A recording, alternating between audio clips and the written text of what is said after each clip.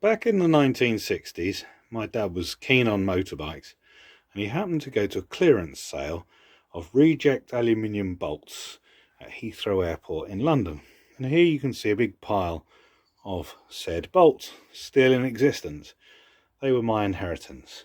To give you an idea just how light they are, on here I've got a steel bolt which weighs 59 grams, and if I put one of these on, you can see it weighs 19. So when you get home and you have a pile of bolts like this, what on earth do you do with them? Well, they decided that what they do is build a ridiculously light motorbike.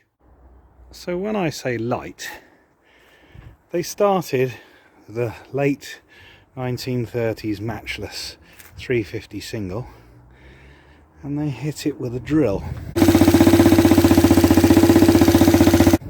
So here you can see is a fully running 350cc motorbike which weighs 120 pounds or 55 kilos wet. Some of the attention to weight saving is quite staggering. If you look, there are holes in the frame, the hubs, the sprockets at the back. You can see that they machined the gearbox casing so you can actually see the operation of the gearbox through holes inside to save weight. And this is the oil tank here, obviously running Castrol R. External coil ignition of a Mini, which I added, along with the 9-volt PP9 battery. You can see inside. All the valve gear is exposed and modified from a Vincent.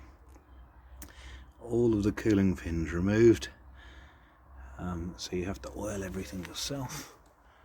Originally they used a petrol can here with a Schrader fitting on the top, which you would pump up to blow the petrol up to the carburetor, but I decided to go gravity fed with a water bottle instead. And then you can see from the front, why not lighten the web forks by drilling holes in them? Sure, that'll be perfectly safe. Likewise, the brakes. We ought to really take a look at the other side too.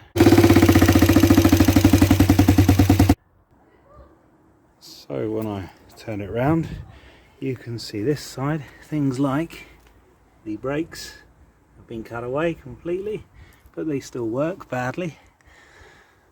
And better view of the valve gear and the primary drive here.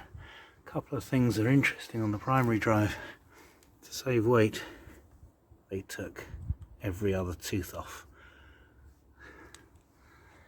You have to work pretty hard to get the weight down to 120 pounds or 55 kilos.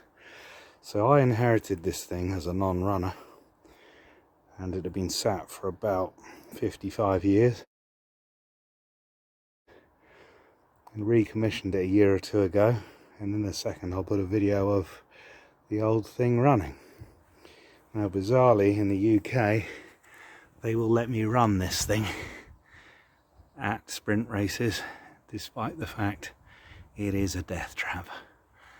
And there's not really the same restrictions here that I understand they have in New Zealand.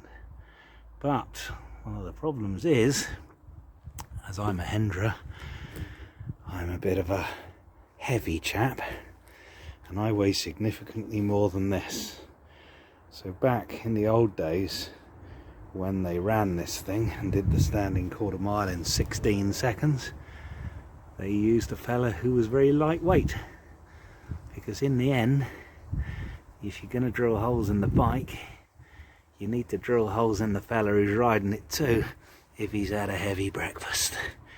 Because you're wasting your time otherwise.